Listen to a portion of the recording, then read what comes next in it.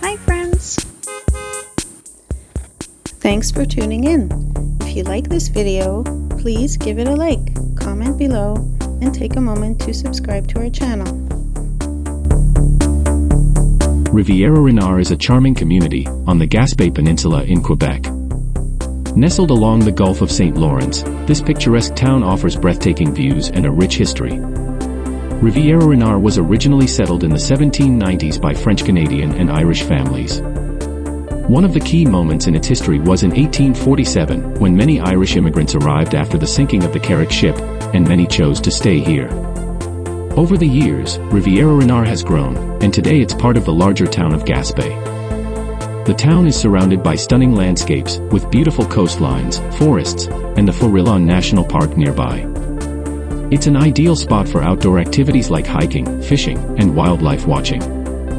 The area has been an important fishing hub, especially for cod, and the town's marina remains a central part of life here. From the picturesque Club Nautique Rivière-au-Renard Marina to local landmarks, Rivière-au-Renard is a must-visit for those seeking a taste of Quebec's coastal life. Whether you're looking to relax by the water, explore nature, or dive into the local history, this lovely town has something for everyone.